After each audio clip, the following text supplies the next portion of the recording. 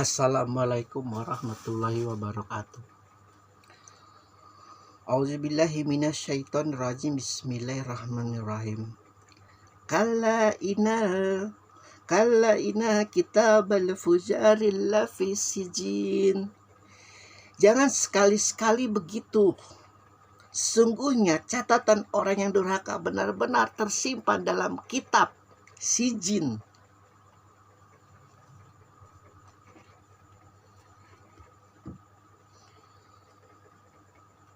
Satu hal yang perlu dipahami bahwa ketika kita percaya apa yang terjadi pada diri kita adalah benar-benar dari Allah. Dari A sampai Z, dari sejak lahir sampai mati.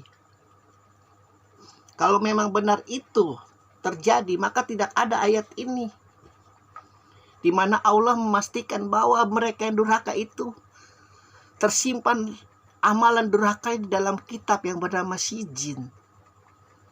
Artinya kan ada pencatatan. Yang namanya catatan itu kan artinya continue, terus menerus, sambung menyambung.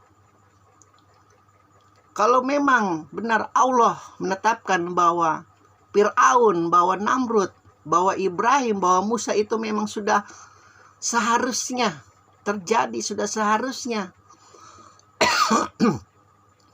sudah seharusnya skenario itu sudah seharusnya terjadi, maka Allah tidak akan menjanjikan engkau bagi yang durhaka itu tersimpan amalanmu di dalam sijin. Artinya kitabmu itu sudah terpenuhi kalau memang itu sudah terjadi. Jadi perampok ya perampok, jadi durjana ya durjana, jadi ahli maksiat ya ahli maksiat. Pun yang mereka berusaha itu dalam perjuangannya menegakkan keadilan, kebenaran, jangan sombong karena Allah sudah memastikan dari A sampai Z. Tidak ada kau perlu perjuangan-perjuangan semacam itu. Kan tidak. Dan memang luar biasa ya paham-paham semacam ini memang direstui oleh orang yang membenci Islam, agar Islam tidak bisa berkembang, agar Islam tidak memiliki peralatan-peralatan yang mampu untuk menahan gelombang-gelombang kapitalis, menahan gelombang-gelombang Zionis, menahan gelombang-gelombang penindasan kezaliman dalam bentuk pikiran, dalam bentuk perbuatan, dalam bentuk logika-logika teori ekonomi dunia. Mungkin kita timbul sebuah pertanyaan, bagaimana mungkin Allah bisa mencatat amal-amal dari sejak zaman Nabi Adam sampai akhir zaman? Itu kan luar biasa banyak. Hei, kau lupa sekarang ini tercipta dunia yang namanya memory card.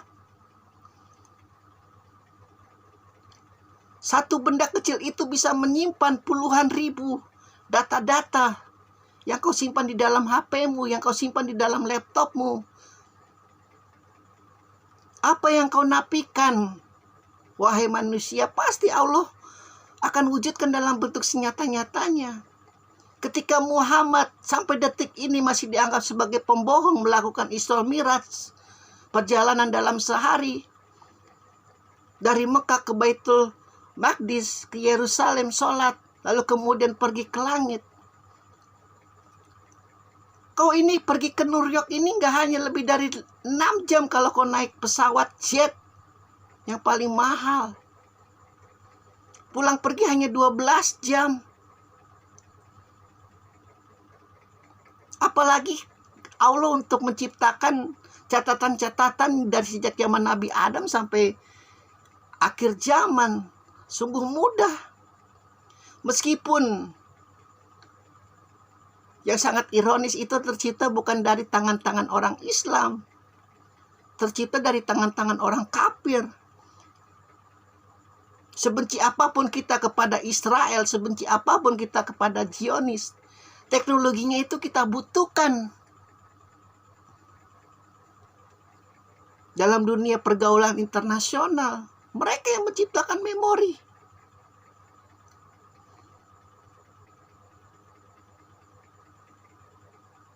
Orang Yahudi itu kalau sedang ingin menciptakan sesuatu, dia korek-korek itu Taurat.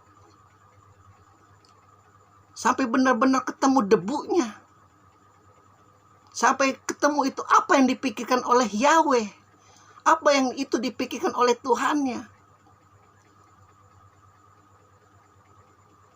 Makanya Allah membagi itu ahli kitab. Ada ahli kitab memang yang benar-benar sejalan dengan Al-Quran. Ada yang ahli kitab memang benar-benar untuk menustai Al-Quran.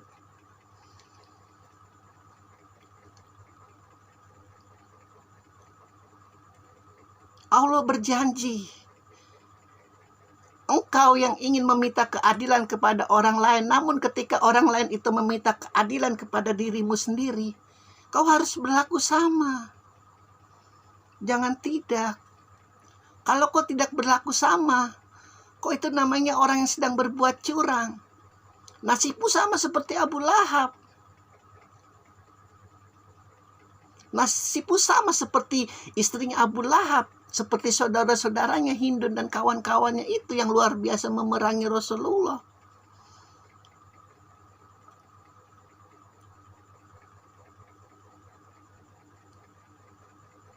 Ya, tapi kan kita hidup di dunia yang serba salah. Kalau kita tidak berbuat curang, kita tertinggal.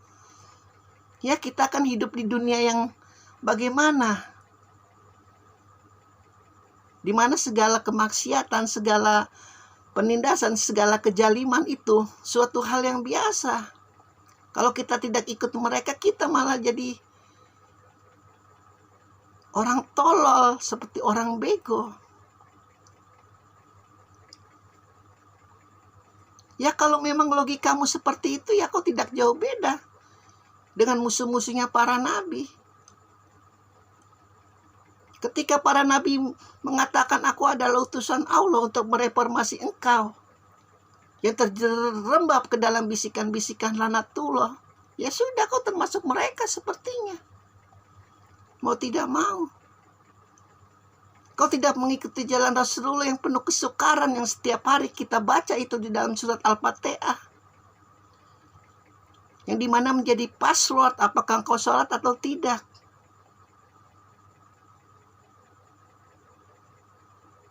Jangan dikira apa yang kita alami ini, penderitaan, cobaan itu tidak ada apa-apanya. Para nabi mah tidak merasakan penderitaan kita ya. Salah.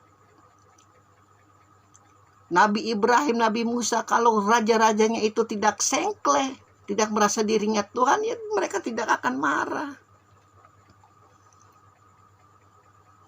Namun ketika melihat manusia itu menjadi lebih rendah nilainya daripada binatang, perempuan-perempuan yang bayi begitu lahir dikuburkan, manusia mana sih yang tidak marah ketika melihat hal-hal semacam itu? Meskipun tingkatannya berbeda. Ada yang bisa marahnya di dalam hati saja, ada yang bisa marahnya dalam bentuk perkataan, ada yang bisa marah dalam bentuk perbuatan. Dan para nabi itu diwajibkan marahnya dalam bentuk perbuatan. Marahnya harus menghancurkan mereka yang zalim, yang nindas.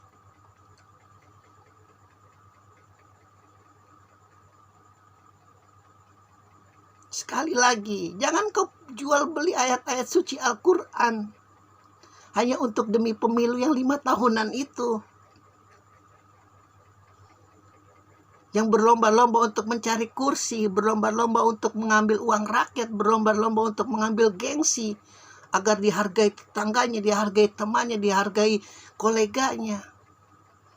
Menyitir-nyitir ayat Al-Quran demi kepentingan-kepentingan kelompoknya. Itu kok termasuk berbuat curang, cuy. Bukan hanya dalam dunia perdagangan saja. Ayat ini turun. Sedikit pun engkau mengharapkan keberkahan Al-Quran dan engkau gadaikan itu akhirat lalu kau ambil dunia, itu kau berbuat curang. Mendukung orang yang zalim dengan harapan untuk mendapat tanah.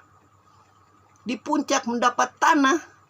Di petamburan engkau telah berbuat curang, cuy. Hati-hati. Meskipun engkau luar biasa pengikutnya. Engkau luar biasa banyak pengikutnya.